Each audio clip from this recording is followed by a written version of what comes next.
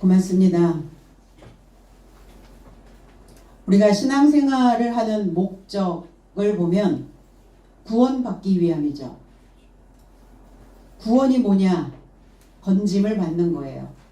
내가 처하여 있는 삶 안에서, 내가 처하여 있는 환경에서, 내 마음속에서 일어나고 있는 오만 가지의 감정으로부터 불건강한 삶에서 건강한 삶으로 건짐을 받는 거예요. 오늘 이 메시지를 통해서 여러분들이 또 한 번 건짐을 받는 귀한 이 한날이 되기를 원합니다. 16절로 18절 원어 해석은 또한 내 삶이 기도에 이르고자 가는데 핏돈 영을 가진 어떤 여종이 내 삶과 마주치게 되었는데 그녀가 점으로 그녀의 주인 삶에게 큰 업을 제공하더라. 그녀가 바울과 내 삶에게 따라오며 소리쳐 말하되 이 인간 삶은 지극히 높은 하나님의 종이요 너의 삶에게 구원의 길을 선포하더라. 그녀가 이것을 여러 날 삶을 연이어 행하더라. 바울이 심히 불쾌하여 돌이켜 그 영에게 말하되 그리스도 예수의 이름 안에서 내가 너에게 그녀로부터 나오라고 명한다. 그러자 영이 그 시각에 나오더라 그랬어요. 루디아, 자주장사 루디아, 그 믿음으로 자신을 생산하고 있는 루디아를 만난 사도 바울은 이제 기도를 향하여 소원하는 삶에 이르고자 그들은 가다가 그랬어요. 거기에 가다가 여행을 하다가 횡단하다가 새로운 것을 접하는 거죠. 우리가 인생길에서 늘 반복되어져 있는 것 같지만 새로운 것을 접하는 그 여행길에 접어들게 됩니다. 그래서 여행지에서 무엇인가를 주고받게 되기도 하고 예기치 않았던 많은 일들이 일어나기도 하고 내 안에서 뛰놀고 있었던 그 감정들이 무엇인지를 발견하는 시간이기도 합니다. 오늘 바울 사도는 그 여행지에서 점하는 여종, 이렇게 개역성경에는 점하다라고 이제 나와 있는데 이 점치는 이 단어가 핏돈이라는 단어예요. 이 핏돈 영을 가지고 있는 이 여종이 무엇을 지금 행하고 있는가? 어떤 영을 소유하고 있는가? 그럼 하나님과 상관이 없다면 핏돈 영을 가지고 있는 이 여종의 이야기가 전개되지 않겠죠. 우리는 다른 신을 섬긴다 이러면 하나님이 아니라고 착각을 하는 거예요. 성경에 나와 있는 모든 신은 구약에서는 엘로힘, 신약은 데오스, 그게 신의 대명사처럼 쓰여지는 단어입니다. 그러니까 오늘 점을 치고 있는데 어떤 영을 소유하고 있느냐? 핏돈이라고 하는 이 핏돈은 델피라고 하는 신전이 있는 장소의 이름에서 유래가 됩니다. 거기에는 신들린 자와 함께 점을 치는 영, 그래서 이 델피 신전은 기원전 4세기경에 지어진 것으로 추정이 됩니다. 거기에 아폴로 신의 신전으로 그리스에서 가장 존경받는 장소이기도 합니다. 이 델피라고 하는 이 신전이. 그래서 아폴로 신이 거대한 뱀인 파티온이라고 하는 것을 물리치고 이 신전을 세운 신화가 있는 곳이 바로 델피 신전이고 그 델피 신전이 있는 그곳이 바로 핏돈이라고 하는 장소예요. 그 델피 신전을 섬기고 있었던 그 여종이었다는 거예요. 그러니까 신성이 깃든 특별한 공간이라고 인식을 하고 있었다는 겁니다. 델피 신전, 아폴로 신전. 그래서 거기에 거대한 뱀, 파티온. 그러니까 이 장소가 거룩한 전이라고 생각을 하고 있는 거죠. 그럼 저와 여러분들이 신전이죠. 이 거룩한 신전인 곳에 어떤 영이 있느냐예요. 어떤 영을 소유하고 있느냐죠. 바로 이 핏돈에서 퇴치한 거대한 뱀의 영을 가진 여종과 마주쳤어요. 거대한 뱀, 옛뱀, 우리 계시록에는 또 옛뱀이 나오죠. 그리고 아담과 하와의 그 에덴 동산에서 하와를 꼬셨던, 미혹시켰던 뱀이 또 등장을 하죠. 그러니까 우리가 생각하는 땅에 기어다니는 이런 뱀이 아니라 뱀이라고 하는 그 단어 속에는 경험으로 배우다, 점치다 이런 뜻이에요. 그러니까 점치는 여종이니까 그 여종인 뱀의 상을 가지고 있는 거예요. 뱀의 마음을 가지고 있는 거죠. 자기의 경험적인 신앙관을 붙잡고 있는 자죠. 자, 이 영을 귀신의 영이라고 말합니다. 영은 뭐냐? 인간의 이성적인 사고. 그럼 이성이 없다. 감정이 나쁘냐? 그런 건 아니죠. 그러니까 이 분명한 건 감정은 이성과 연결되어져야 된다는 얘기예요. 이성과 연결되지 않은 감정은 더러워지게 되어 있어요. 그럼 이 감정이 더러워지지 않으려면 반드시 이성적 사고를 가지고 있어야 된다는 얘기예요. 바람이고 정신적인 기질을 영이라 이렇게 표현합니다. 마가복음 1장 23절로 24절에는 그리고 저의 삶의 회당 안에 더러운 영 안의 사람이 있더니 고함치며 이르되 내버려둬요 나사렛 예수여 나의 삶에게 당신이 무엇이기에 나의 삶을 멸하러 왔습니까? 나는 당신이 누구인 줄 알고 있나니 당신은 하나님의 거룩한 자입니다.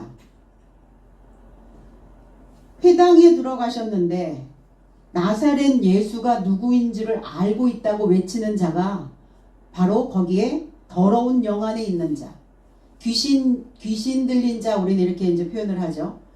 더러운 영, 귀신의 영을 가지고 있는 자라고 이야기를 합니다. 왜 더러워졌을까? 그때그때 상황을 해결하지 못하고 정리하지 못하면 더러워집니다. 떨쳐내야 되는데 떨쳐내지 못하고 다 내 안에다가 저장만 해놓으니까 더러워지기 시작하는 거죠.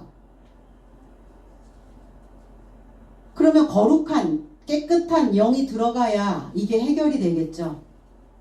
그러니까 진리가 없다면 더러운 귀신의 영이 되는 거예요.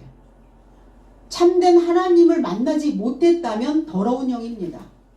영은 그래서 항상 두 종류라고 말씀드렸죠. 더럽냐 깨끗하냐, 거룩하냐 아니면 불결하냐, 이 차이란 말이에요.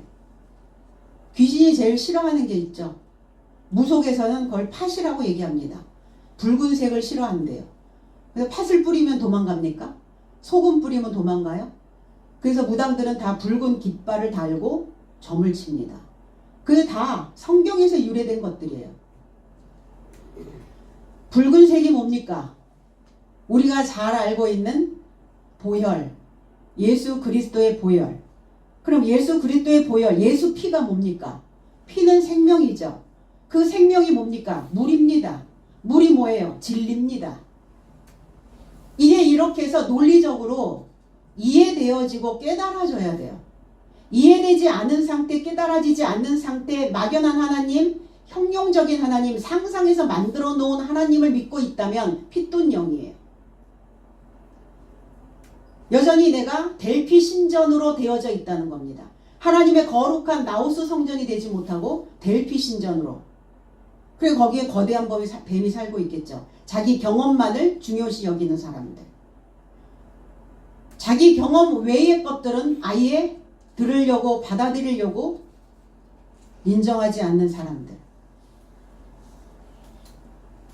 귀신이 제일 싫어하는 것은 팥도 붉은색도 물론 거기에 포함되어 있지만 귀신이 가장 싫어하는 것은 깨끗함이래요. 정갈함이래요. 그러니까 귀신을 퇴치하려면 씻어야 돼요. 어디에서 씻어야 되는가? 피로 씻어야죠. 진리로 씻어야죠. 말씀으로 씻어야죠. 계시록 18장 1절로 2절에 그리고 내가 이 삶을 결합하여 하늘에서 내려오는 권세를 가진 사자를 알아보았다. 땅이 그녀의 영광에서 빛나게 되었다. 그리고 그가 힘 안에서 큰 음성으로 소리쳐 말하되 무너졌다. 큰 바벨론이 무너졌다. 귀신 삶의 거주지와 모든 더러운 영의 감옥과 모든 더럽고 미움받은 새의 감옥이 되었다. 왜 더러워졌는가? 섞여버렸단 말이야. 이것저것 너무나 많이 혼합되어져 있었어요. 무엇이? 신앙이, 그 종교가. 그러다 보니까 바벨이 돼버렸네요. 바벨이 뭐냐? 더러워졌대요. 왜 더러워졌는가? 왜 불결해졌는가? 하나의 생각을 붙잡지 못하기 때문에 그래요. 우리가 살아가면서 어떠한 사건에 접하였을 때 생각이 많아졌어 이렇게 표현하죠. 내가 요즘 생각이 많아 이런단 말이에요. 그럼 생각이 많으면 어때요? 감정이 깨끗해지던가요? 그렇지 않단 말이에요. 복잡해지면서 복잡해져 있는 감정 안에서 더러운 것을 붙잡죠. 감정이 더러워. 마음이 복잡해. 그러니까 뭐가 섞이면 이렇게 더러움을 입게 된다는 겁니다. 이게 바로 바벨이에요. 더러운 영이 소유되어져 있는 귀신 삶의 거주지. 귀신들이 득실거리는 거죠. 귀신이 어디 바깥에서 들어옵니까? 그 귀신 들렸다 이러잖아요. 귀신 들린 것을 뭐 테마를 통해서 뭐 귀신을 쫓아낸다 이러는데 그럼 어떻게 쫓아내요? 씻기는 수밖에 없어요. 새로운 물이 들어가야 돼요. 새로운 교훈이 들어가 줘야 됩니다. 모든 종교의 혼합이 귀신의 영이 귀신의 처소가 돼버린 거예요. 하나님은 말씀인데 말씀이 아닌 것을 선포하고 있다면 핏돈 영을 주고 있는 것과 같다. 그러니까 설교에 뭔가 자꾸 거기다가 감미료가 섞이는 걸 좋아한단 말이에요. 입에는 붙겠죠. 귀에 착 달라붙겠죠. 인공 감미료 많이 먹으면 어때요? 신장이 나빠진대요. 걸러내야 되는데 걸러내지 못하는 것들이죠. 신장 기능이 망가져 버렸으니까. 우리의 종교도 이 신장 기능이 망가져 있는 사람들이 너무 많다는 얘기예요. 걸러내야 되는데 분별력이 없어져 버렸어요. 하나님이라는 이름만 붙이면 다 하나님이라고 착각하는 거예요. 그게 핏돈 귀신의 영인지도 모르고 거대한 뱀, 자기의 경험적인 신앙만을 붙잡고 있는지도 모르고 거기에 귀신 들린 핏돈 영에 사로잡혀져 있는 귀신이 들린 게 아니라 그거를 내가 소유하고 있다고요. 밖에서 들어오는 게 아니라 내가 이미 소유하고 있다고. 내가 그걸 붙잡고 있는 거예요. 내가 그 핏돈 영을 붙잡고 있는 로마서 8장 9절에는 그러나 너의 삶 안에 하나님의 영이 거하시면 너의 삶이 육신 안에 있지 않고 영 안에 있나니 누구든지 그리스도의 영이 없으면 이 자는 그리스도의 소유가 아니다 그랬어요. 그리스도를 알지 못하고 있다면 너희가 말씀을 이해하지 못하고 있다면 너희들은 육신 안에 있는 것이다. 육이라고 하는 것은 뭐냐? 죄와 사망의 법 아래 놓여져 있다는 거예요. 그 법 안에 있다면 그리스도의 영이 너희 안에 붙잡혀 있지 않다. 그러니까 그리스도의 영을 붙잡아야 된다고요. 그리스도의 진리를 내가 소유해야 된다고요.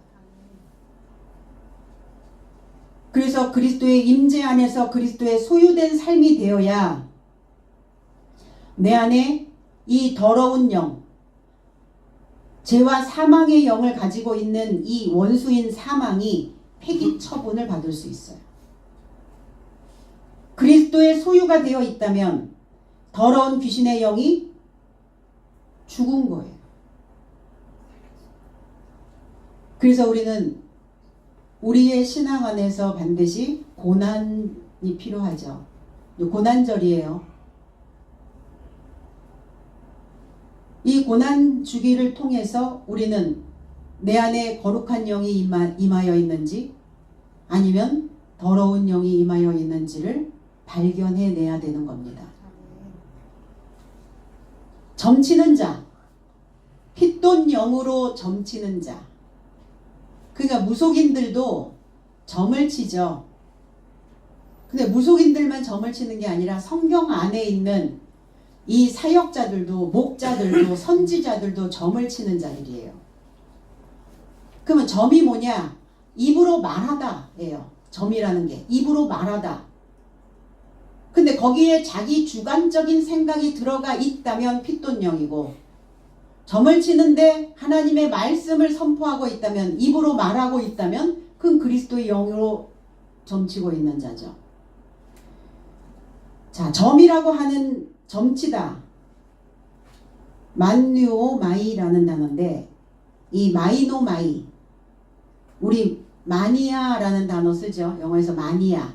이 마니아라고 하는 단어가 이 단어에서 유래된 거예요. 마이노마이. 광인처럼 미친 듯 날뛰다. 자신을 잃어버리다. 영감으로 힘있게 말하는 것. 생각되는 선지자. 그러니까 지금 이 자는 누구냐면 선지자입니다. 선지자라고요. 점을 치는데 하나님의 말을 하지 않고 핏돈령의 말을, 귀신의 말을 하고 있는 거예요. 자신을 잃어버리지 않고 자신을 찾아내야 되는데 자신을 잃어버린 채 지금 말하고 있는 거예요. 그래서 우리는 어디에 미쳤어? 이런 표현하죠. 사랑에 미치고 돈에 미치고 많이 미치죠 요즘. 사람들이 미쳐간다 이런 표현을 많이 해요. 미치광이. 맨정신으로는 살 수 없어서 정신이 조금 미쳐야 살 수 있다. 그 어딘가에 미쳐서 살고 있어요. 그 뭐에 미치는 게 좋겠어요? 그리고 곱게 미치는 게 좋겠죠. 곱게 미쳐라 이렇게 얘기한단 말이에요. 곱게 미치려면 뭐가 있어야 돼요? 참이 있어야 돼요. 참. 진짜가 있어야 돼요. 진짜가 있지 않으면 거짓으로 미쳐버린단 말이에요. 그러니까 미치광이처럼 날뛰는 거예요. 분별력 잃어버렸죠. 타인 배려 더더욱 없죠. 요한복음 10장 20절로 21절에는 그런즉 이 말씀을 인하여 유대인 안에서 다시 분쟁이 발생하더라. 그래서 저 삶에서 많은 자들이 저가 귀신을 갖고 미쳤다고 말하더라. 너의 삶은 무엇을 그에게서 듣느냐? 다른 삶은 이 말씀은 귀신 들린 자의 해석이 아니라고 말하더라. 귀신은 소경의 눈을 여는 것이 불가능하지 않냐 그랬어요. 좋은 목자와 싹군 목자에 대한 설교를 하실 때였어요.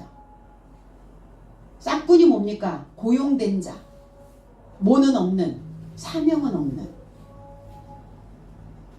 그냥 목구멍이 포도청이라 그냥 본능에만 휘둘리고 있는, 그러니까 말씀은 제껴놓고 목구멍에 풀칠하기 위한 달달한 메시지만 주고 있는 자를 싹군 목자라고 말합니다. 좋은 목자는 내 양을 안다 그랬어요. 내 양에 의해 내가 알려진다 그랬어요. 우리가 어떤 참을, 진짜를 내가 갖고 있다면 그 진짜를 사람들에게 알려주고 싶잖아요.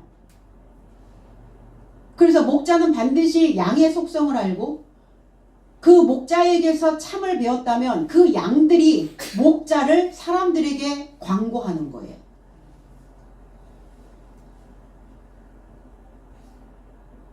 삶의 책임성, 가식이 없는, 그래서 아버지께서 나를 아는 것 같이 나도 아버지를 안다.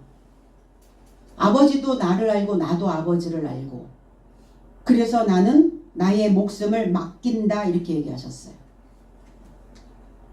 뭐에 미쳐있나? 무엇에 미쳐있나 우리가 지금? 우리의 정신이, 우리의 영이 뭐에 지금 미쳐서 돌아가고 있나? 누가 좋은 목자이고 누가 싹군인 고용인인가? 유대인들 사이에서 분쟁이 생긴 거예요. 분명히 유대인인 우리에게 메시지를 주고 있는 거라고 감은 잡았겠죠. 그럼 유대인들 사이에서 그들이 목자니까 누가 고용인이고 누가 참 목자냐, 누가 좋은 목자냐, 이렇게 분쟁이 일어난 거예요. 그러니까 아버지를 알지 못한다면 싹군이죠. 그리고 우리는 우리가 알고자 하는 것에 미쳐 있는지,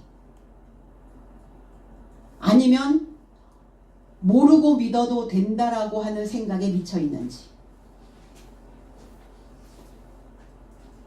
자기 거대한 뱀, 자기의 경험적인 것, 그 자기의 경험을 가지고 점치고 있는 선지자, 거기에 미쳐 있는지,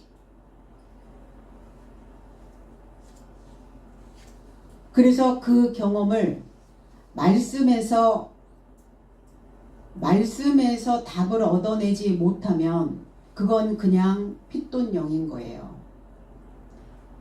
내 경험을 말씀에서 해석해서 그거를 그랬다면 그 경험은 아버지를 아는 경험이 되는 거예요. 그럼 신앙 안에서 간증할 거리가 없어야 된단 말이냐? 그건 아니에요. 경험되어진 사람과 경험되지 못한 사람하고는 조금 차이가 있기는 하죠. 속도를 내야 될 상황에서 경험을 얻은 사람들은 훨씬 더 속도를 냅니다. 왜? 방향을 딱 잡았으니까 속도를 내거든요. 그런데 경험을 얻지 못했던 사람들은 속도를 내야 되는 시점에서 속도를 내지 못하는 그런 상황도 만들어져요. 긴가민가 하거든요. 하나님 계신가? 하나님 안 계신가? 이 확신이 없으니까 속도를 못 내고 있는 거예요. 하나님이 계시다라는 것을 경험했다면 속도 내셔야 됩니다. 이도 저도 안 하고 있다면 그 영은 귀신이에요. 이게 옳다라고 마음을 먹으면 사람들은 거기에 가속이 붙게 되어 있어요. 그런데 그렇지 못하고 주춤거리고 있다라는 것은 잡혀 있는 거예요. 하나님의 영이 아닌 다른 영에 붙잡혀 있는 거예요. 그걸 소유하고 있는 거예요. 그럼 얼른 내 속에 무엇을 내가 소유하고 있는지, 어떤 영을 소유하고 있는지 얼른 이거를 해결하고 가셔야 된다는 얘기예요. 오늘 점치며 미친 여종은 하나님을 몰라서 미쳐 있는 거예요. 뭐에 미쳐 있는가? 자기는 하나님을 믿고 있다라고 말하고 있을 거예요. 자기는 하나님의 영이라고 얘기하고 있을 거예요. 본인은. 자기 주관은. 근데 어떠한 상황에서 지금 참을 만나니까, 바울 사도와 그 무리들을 만나니까 거짓된 영이었다라는 게 드러나기 시작하는 거예요. 거짓됐다라는 것을 건드려주지 않으니까 아무도 다 하나님의 영을 소유하고 있다라고 오해하고 있었던 거죠. 그가 누구였냐? 주인들이 누굽니까? 그가 섬기는 자죠. 주여, 주님이시여, 나의 주님, 나의 그리스도.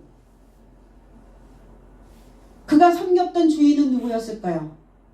그를 통치하고 있었던 이 핏돈영의 귀신의 영을 소유하고 있었던 이 여종이 섬기는 통치자가, 이 영을 통치하고 있는 주인이 누구였단 말입니까? 하나님이었을까요? 하나님이 아니었다는 얘기예요. 뭐였단 얘기예요? 뱀이었단 얘기예요. 뱀. 자기 경험이 신이 된 거예요. 내 경험적인 것들이 신이 돼버린 거예요. 그런 케이스들이 많죠. 네. 그 주인들을 크게 많이 이익을 주는 자라 그 일을 계속했단 말이에요. 그 사역을 계속했다고요. 그래서 사람들 모아놓고 뭐가 잘 됐고 뭐를 얻었고 뭐가 부유하게 됐고 뭐가 늘어났고 맨날 이거 간증만 하는 사람들이 있어요. 그 한두 번이면 족하죠. 그래서 그 사람의 신앙 저렇게 열심히 믿더니 하나님 복 주셨구나. 좋죠. 그런데 그것만 하고 있으니까 문제가 되는 거예요. 머리가 안 크는 거예요. 새로운 세포들이 늘어나질 않는 거예요. 가지를 안 치는 거예요. 딱 절단돼 버린 거예요.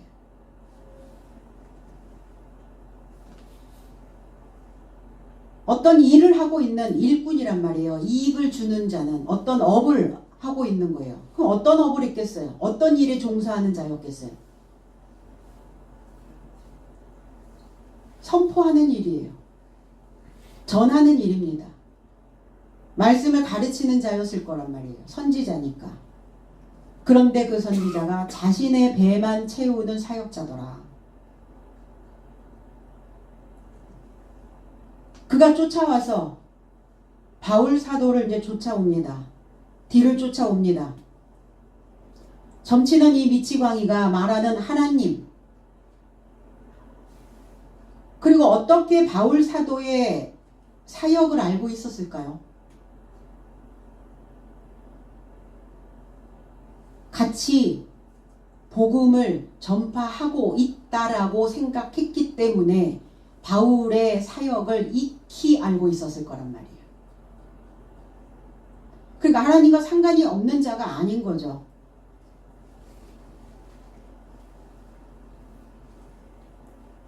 그러니까 바울 사도가 참 목자였기 때문에 목자는 목자를, 선지자는 선지자를, 선생은 선생을 알아본 거예요. 근데 어느 라인에 있느냐죠. 어떤 선상에 있느냐. 누가복음 9장 23절에도 또 예수는 모든 삶을 향하여 말씀하시되 누구나 내 뒤에 오기를 원한다면 자신을 부인하고 나를 쫓아 그의 십자가를 지고 나와 동행하라 그랬어요. 내 뒤에 오기를 원한다면 쫓아와야 되는데 나를 쫓아서 와라. 날. 때를 쫓아서 와라. 그 나를 쫓아서 온다는 것은 일곱째 나를 향하여 오라는 거예요. 사도가 되어지는 그 나를 쫓아라. 그러면 사도 바울은 일곱째 날인 거죠. 그러니까 오늘 귀신 들린 이 영이 사도 바울의 일곱째 나를 향하여 쫓아왔다면 구원이겠죠. 그렇겠죠. 그가 과거에 어떠한 행위를 했던 어떤 사역자였든 오늘 돌이킨다면, 오늘 그가 깨닫고 다시 그 영을, 자기가 가지고 있는 더러운 영을 세척하고 있다면 구원입니다. 그러니까 상상 속에 하나님 만들어 놓지 마시고 실체이신 하나님, 본체이신 하나님, 실상이신 하나님을 만나시라고요. 많은 표적들을 본 무리들이 쫓았어요. 그러나 십자가를 지지 않고 쫓아오는 것은 점치는 미치광이다. 구원의 대상은 어떤 특정한 사람들만이 아니에요. 그러니까 누구나 자신을 부인하며 그랬어요. 그러면 나를 부인한다는 것은 뭐예요? 그리스도를 얻고 내 모든 삶이 배설물로 여긴다라고 바울 사도는 고백하셨거든요. 내가 그동안 알았던 몽학 선생 아래서 가말리엘 그 율법사로부터 배웠던 그 모든 지식들을 배설물로 여긴다. 그게 자기 부인이에요. 자기를 부인해야, 그래야 십자가를 질 수 있다. 자기 자신을 부인하지 못한다면 상상 속의 하나님만을 붙잡고 있는 자이다. 그래서 반드시 일곱 날을 쫓아서 가야 된다고요. 자신의 감당할 십자가의 말씀을 둘러매야 된다고요. 십자가의 도가, 십자가의 말씀이 내 안에 들어와서 주님과 같은 생각, 주님과 같은 말, 주님과 같은 길 위에 가야 주님이 동행하여 주신다는 겁니다. 그러니까 우리는 가상칠언, 십자가에서 말씀하셨던 그 단어를 잊지 마셔야 돼요. 십자가에서 하셨던 말씀이 뭡니까? 그 가상칠언, 그 십자가에서 하셨던 그 말씀을 내 안에 소유하여서 그 말씀을 쫓아가야 된다고요. 엘리 엘리 라마 사바크타니, 마태복음 27장 45절에 기록되어져 있죠. 이 해석은 나의 하나님, 나의 하나님, 무엇 하려고 나를 안에 남겨두셨습니까? 개역성경은 너무나 잘못된 해석이죠. 버리셨나이까 라고 하는 단어로 했는데 버리셨나가 아니라 무엇 하려고 나를 안에 남겨두셨습니까? 그러니까 하나님은 안에 계신다고요. 밖이 아니라 안에. 그래서 내가 그 안에 있어야 돼요. 항상 말씀 안에 있어야 되고, 믿음 안에 있어야 되고, 하나님의 거룩한 영 안에 있어야 되고. 그 안이 어딥니까? 저와 여러분들의 속이죠. 속. 머릿속이죠. 마음속이죠. 생각 속이죠. 마음속에. 그 핏돈 영, 귀신의 영을 가지고 있는 그 여종이 소리를 지릅니다.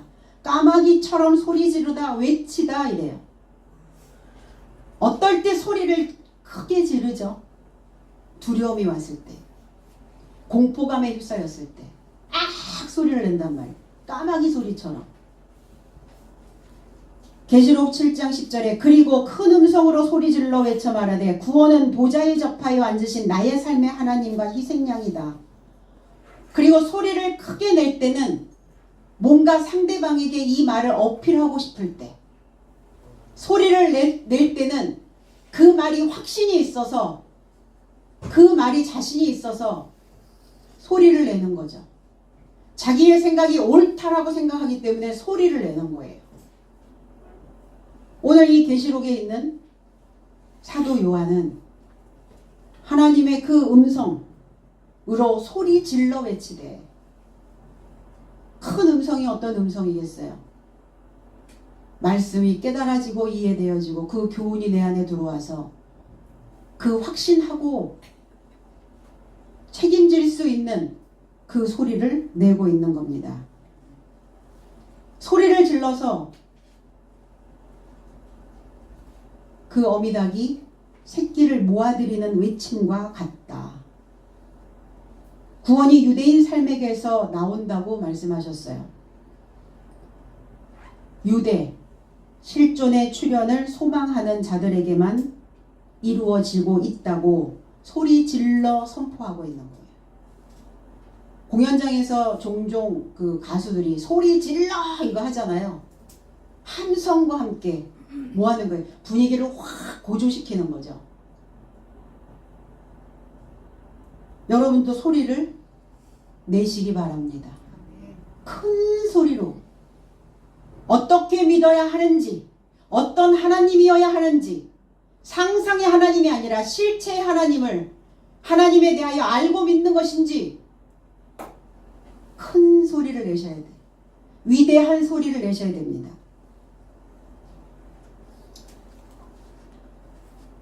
나의 삶이 있어야 하나님과 희생양을 연결할 수가 있어요. 나의 삶이 있는가? 우리 나라의 부모님들의 정서는 나는 없는 자식만 있는, 나는 없는 누구만 있는. 우리는 그런 정서에 살았어요. 나를 돌보지 못하는 정서로 살았어요. 개인주의 허용하지 않았어요. 우리라고 하는, 늘 단어를 우리라고 쓰잖아요. 뭔가 함께 해야 되는. 그러니까 거기에 묻혀버리는 거예요. 자녀들 다 출가시켜 놓고 이제 빈둥지 생기죠. 왜 빈둥지가 생겨요? 자식들 위해서만 살았으니까. 나는 없는 삶이었으니까. 존재, 나의 존재감에 대한 인식이에요. 나는 나의 존재를 알고 있는가? 내 정체가 어떤 정체를 가지고 나는 나의 정체성은 무엇인지 알고 믿는가? 나는 없는데 하나님만 계신가? 그건 거짓이란 얘기예요. 내가 없는 하나님 있을 수가 없다는 얘기예요. 나의 삶을 인식해야 해요. 난 무엇을 좋아하며, 나는 어떤 소망을 품고 있으며, 나는 과연 통제가 잘 되고 있는지, 내 자신의 지적 기능은 어떤지, 나는 책임감이 있는지, 나의 인생의 목표는 무엇인지, 나는 어떤 것을 좋아하고 어떤 것을 싫어하는지. 학기 초가 돼서 아이들한테 오리엔테이션을 할 때 자기소개를 하라고 시간을 내줍니다. 제가. 학생들이 나와서 자기소개잖아요. 자기 존재에 대한 소개를 해야 되는데 가족 사항을 이야기해요. 가족관계 증명서를 읽고 들어가는 아이들이 99%예요. 그래서 저는 한마디 합니다. 자신에 대하여 소개를 하라 그랬더니 가족 소개만 하고 들어가네요. 왜 가족 소개만 할까? 나에 대하여 한 번도 생각하지 않고 살아갔다는 거죠. 난 뭘 하고자 하는지, 나의 원하는 바는 무엇인지, 내가 뭘 어떻게 하며 살아야 하는지, 나의 정신세계는 어떤지, 세계관은 어떤지, 인간관계는 어떤지 세심하게 알아야 되는 존재는 나예요.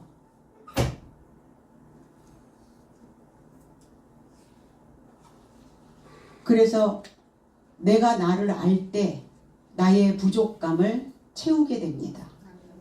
그 부족감을 채우는 그것을 우리는 질적 변화라고 얘기해요. 질적 변화가 이루어져야죠.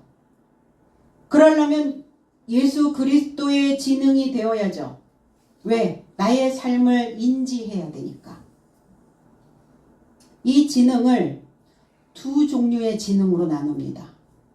하나는 유동성 지능과 하나는 결정성 지능으로 구분이 돼요.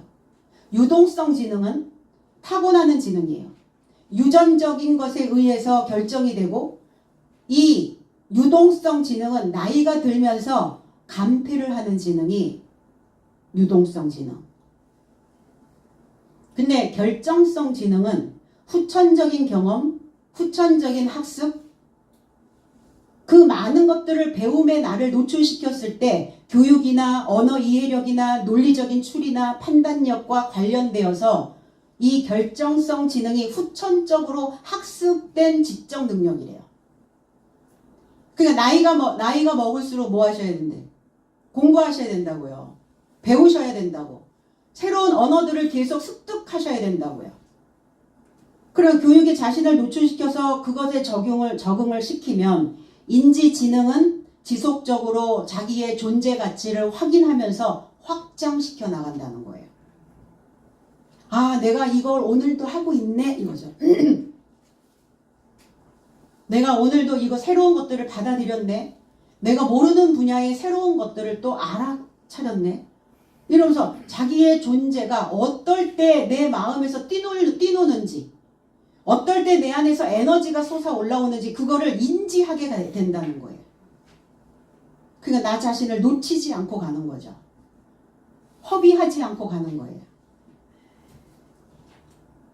이 사람들은 이러면서 핏돈령에 들려있는, 핏돈령을 소유하고 있는 이 여종이 바울 사도에 대하여, 그 무리들에 대하여 소개합니다. 이 사람들은, 이 인간의 얼굴을 가지고 있는 사람들은 이러면서 바울 사도는 인간의 얼굴을 가진 거예요. 사자의 얼굴, 소의 얼굴, 이 얼굴이 다르거든요. 고린도전서 2장 11절에 왜냐하면 사람의 삶을 그 안에 있는 사람의 영이 아니고는 사람 중에 누가 알아보겠느냐. 이와 같이 하나님의 삶도 하나님의 영이 아니고는 아무도 알아보지 못했느니라. 사람의 삶을, 주의 영적 지능을 가져야 하나님을 알아볼 수 있고, 사람의 영을 가지고 있는 자는 사람을. 그럼 바울 사도 속에 하나님의 영이 계시는데 하나님의 영이 아닌 자기 눈으로 보여지는 그 사람의 영을 보았다라고, 사람의 얼굴을 가진 자라고.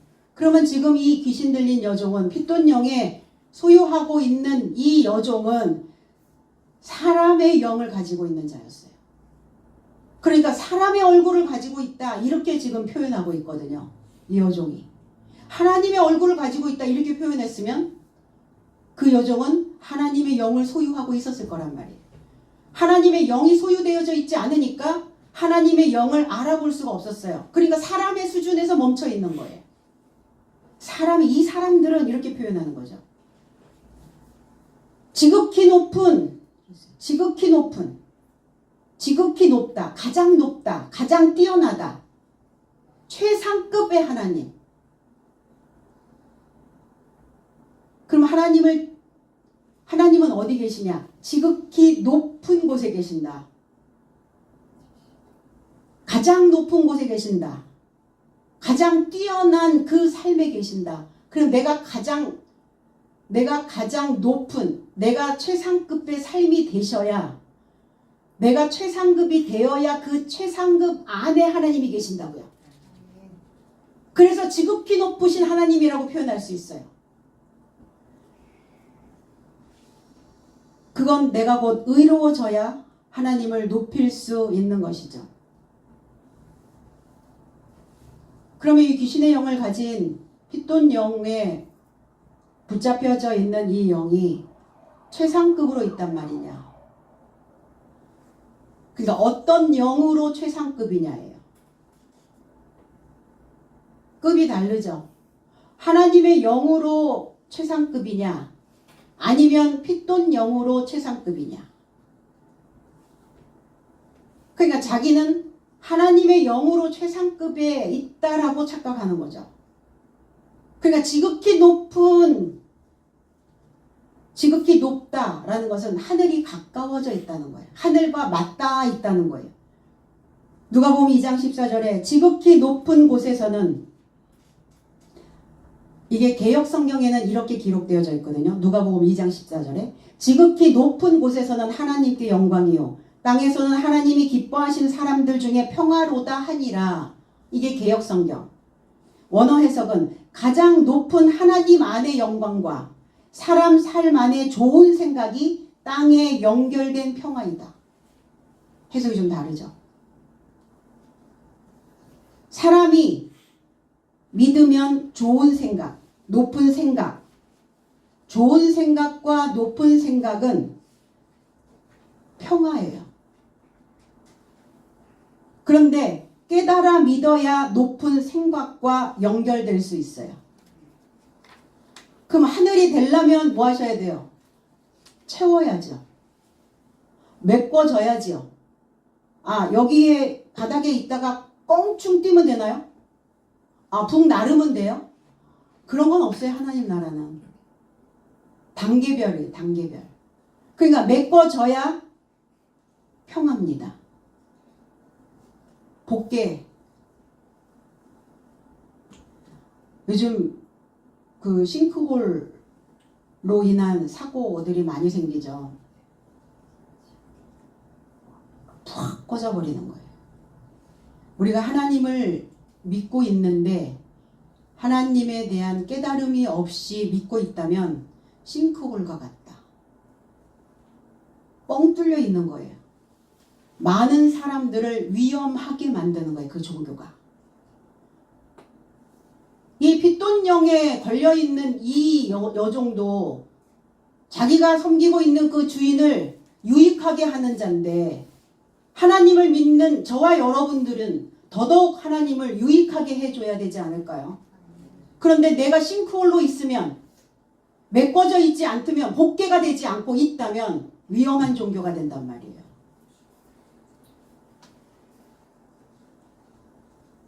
땅속에 지하수가 흘러서 형성되어서 빈 공간이 만들어진 것을 싱크홀이라고 얘기하죠. 저와 여러분들의 생각에도 싱크홀이 있다고요.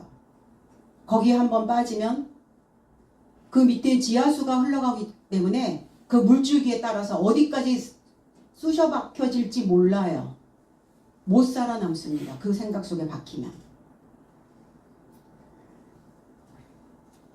지극히 높은 이 자들이 구원의 길을 여는 자다. 구원, 안전하게 만드는 거죠. 무엇의 구원이냐? 소마의 구원입니다. 로마서 10장 8절로 10절에 그러면 무엇을 말하리요? 말씀이 내게 가까워 내 입안과 내 마음 안에 있으니 이것이 우리가 선포하는 믿음의 말씀이다. 내가 만일 내 입 안에서 예수를 주로 동의하였고 또 하나님께서 그를 죽은 삶에서 일으키신 것을 내 마음 안에 믿었다면 구원을 받을 것이다. 왜냐하면 의에 이르고자 마음으로 믿어지고 구원에 이르고자 입으로 동의된다. 왜냐하면 성경은 말한다. 그에게 접촉하여 믿는 자 모두는 부끄러움을 당치 않을 것이다. 믿음에서 나온 의는 나의 입과 나의 마음 안에 있는 해석된 말씀이라는 거예요. 그 해석된 말씀이 그리스도 예수와 동의되어져야 된다. 같아야 된다. 이걸 시인이라고 얘기했어요. 시인. 시인이 아니라 같아지는 것이다. 그래서 해석된 말씀이 선포되어야 그 의로운 말씀이 그리스도 예수와 그 사도들의 메시지와 내가 같은 말을 해야 구원이라고요. 그러면 그 메시지를 듣지 못하는 사람들은 구원이 없습니까? 없습니다. 그래서 오늘 자기의 경험적인 신앙 안에 잡혀있는 이 여종이 등장한 이유가 있었겠죠. 너희들이 지금까지 신앙생활 하나님의 이름을 그 주인을 유익하게 한다라고 믿어왔는데 그게 바로 핏돈 영이었다면 어떻게 할 거냐. 알아차리지 못하고 아버지를 알지 못하고 믿고 있는 그 삶이라면 그 실체라면 어떻게 할 거냐. 구원이 된 것이냐. 번짐 받은 것이냐. 구원 받았다면 법이 바뀌어 있어야 된다. 구원받은 자를 우리는 살아있는 자라고 말합니다. 그 말씀을 전하는 자다. 선포하는 자다. 가르치는 자다. 소식을 전하는 자다. 이 핏돈 영의 더러운 영, 여러 날을 행하며 계속 얘기하고 있었던 거죠. 그럼 바울이 괴로워하여 그랬어요. 불쾌하여 그랬어요. 왜 불쾌했겠어요? 자기가 알고 있는 그 하나님을 계속 얘기했겠죠. 자기가 핏돈 영에 있는지조차도 모르고 계속 얘기하고 있는 거예요. 그러니까 바울이 참다 너 잘못 믿고 있는 거야. 일깨워주고 있는 거죠. 불쾌했단 말이에요. 하나님을 믿고 있지만 하나님이 영이 되어져 있지 않고 이 거대한 뱀, 감상에 빠져있는 자기 경험적 신앙에 미쳐있는 귀신이 되어 있었으니까 그 사제가 행하는 종교 행위가 불쾌했단 말이에요. 고통스러웠단 말이에요. 그러니까 우리가 지금 이 말씀을 통해서 괴롭다면, 고통스럽다면, 이 말씀을 이해하고 이 말씀을 접목시키고 이 말씀대로 내가 행하고 이 말씀 안에서 내가 이 말씀을 소유하려고 하는 그 고난이, 그 고통이 왔다면 잘 믿고 있는 겁니다. 아무 생각 없이, 아무 마음에 어떤 것도 일어나지 않은 상태, 그냥 교회 가서 예배 드렸으니까 그걸로 숙제 다 한 그 안도감으로 믿고 있다면 핏돈, 여전히 핏돈 영에 머물러 있는 겁니다.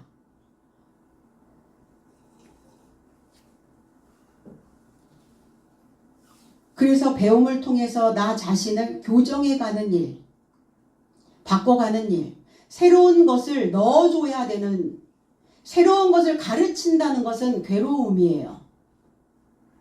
그걸 상대가 잘 받아들이면 괜찮은데 상대가 그것을 잘 흡수하지 않으면 튕겨져 나오거든요.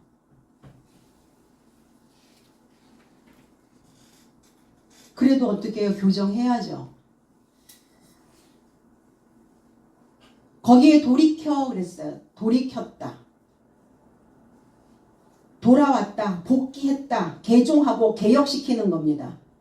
야고보서 5장 19절로 20절에 나의 형제 삶이여 너의 삶 안에 누가 진리로부터 미혹받았는데 누가 그를 되돌렸다면, 그를 개종시켰다면, 그를 개혁했다면 그의 길의 미혹에서 죄인을 되돌린 자는 사망에서 그의 목숨을 구원할 것과 죄진 삶에 가득한 것을 그가 덮을 것임을 너의 삶은 알라 그랬어요. 개혁과 개종입니다. 복귀되는 거예요. 되돌렸다라는 것은. 그러면 누가 진리로부터 미혹받았다. 왜 진리로부터 미혹받았을까요? 진리를 듣지 못했으니까. 그것이 진리인 것처럼 믿었으니까.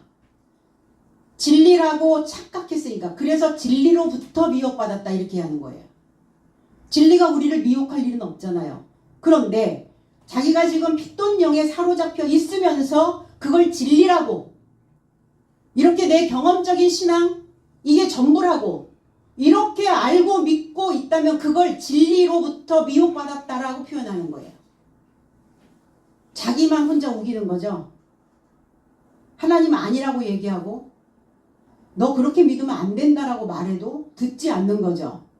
그게 진리로부터 미혹받은 자의 모습입니다.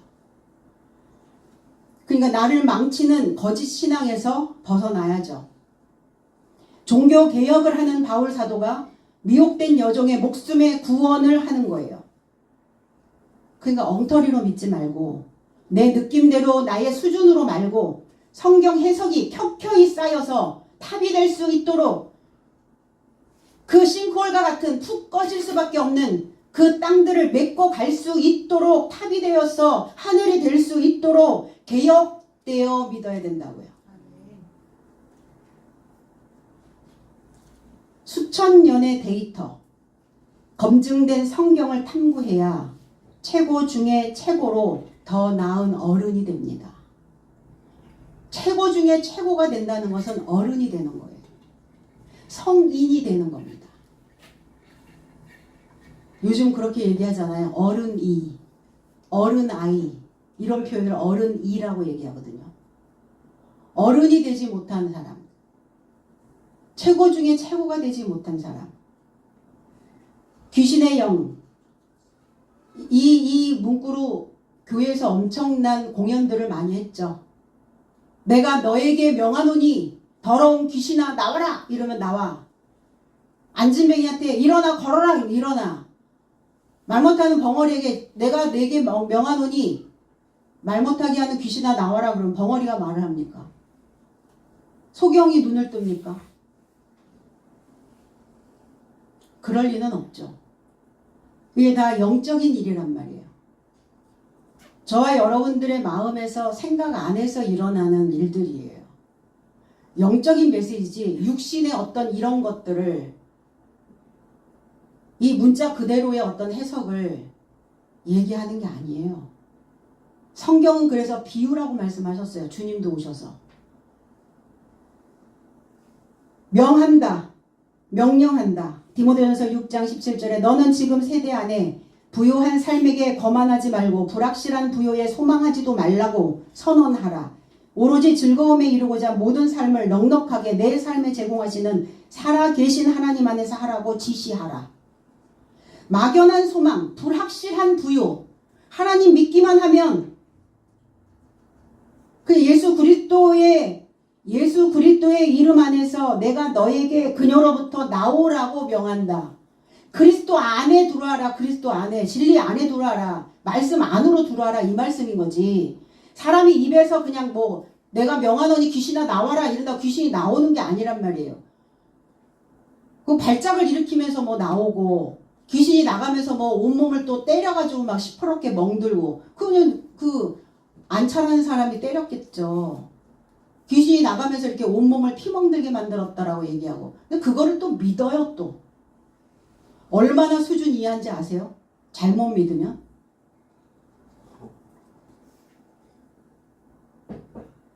그런 거짓말에 그런 색깔에 속아 넘어간단 말이에요. 그러니까 불확실한 부요의 소망도 하지 말라. 그거 선언하라. 그거 선언. 하나님 안에서 하라고 지시하라. 예수 그리스도 안에서. 귀신의 영을 가진 그녀가 부요한 삶이었어요. 확실치 않은 막연한 하나님을 믿는 자였습니다. 즉시 나와라. 그 시각에 나와라. 적당한 시간, 때에 속한 만발한 아름다움이란 뜻이에요. 우리가 신앙생활을 한다는 것은 어떤 신앙생활을 한다는 것은 속성 부여를 하는 것이다. 지금 저는 여러분들에게 속성 부여를 해주고 있는 겁니다. 이 속성 부여가 뭐냐면 사람이나 물건에 속성을 주는 것을 속성 부여라고 하는 거예요. 어떠한 지식을 부여해 주는 것, 그것이 속성 부여가 되는 거예요. 그러면 이 핏돈영에 사로잡혀져 있는 이 여자도 속성 부여가 된 거예요. 누구에게? 거대한 뱀에게. 자기의 경험에게 속성 부여가 된 거예요. 불확실한 하나님을 믿기만 하면 된다라고 우리는 그동안 수없이 많이 하나님을 믿기만 하면 부자로 산다고, 하나님을 믿기만 하면 모든 게 다 만사형통이 된다고 속성 부여가 된 거예요. 그런데 세심하게 배려하는 하나님을 의존하지 않고 내 스스로 하나님을 찾아서 하나님을 이해하고 하나님을 깨달아서 그렇게 믿어야만 된다라고 그것을 다시 속성 부여하고 있다면, 무엇이 내 속에 지금 속성이 부여되어지고 있는지, 우리의 속성이 어떻게 만들어지고 있는지 이거 아셔야 된다는 얘기예요. 왜냐하면 왜 메시지가 이 말이 중요하냐면 속성 부여가 되기 때문에 그래요. 내 안에 속성 부여되어진 대로 삶의 형태가 만들어지기 때문입니다. 오늘 바울 사도는 구원의 속성으로 부여된 귀신의 속성으로 부여된 여종에게 예수 그리스도의 속성을 부여하고 있는 겁니다. 바울의 속성을 부여하고 있는 거예요. 어떻게? 시기적절하게. 그래서 그가 구원으로 만발하여 아름다운 생이 될 수 있도록 하고 있는 겁니다. 그러면 저와 여러분도 오늘 그리스도 예수의 그 말씀으로 다시 속성 부여가 되어져서 우리의 삶에 아름다운 그리스도 예수의 꽃을 피울 수 있도록 오늘 함께 이 시각에 이 설교로 숙성 부여가 되어지시기를 예수 그리스도의 이름 안에서 축복드립니다.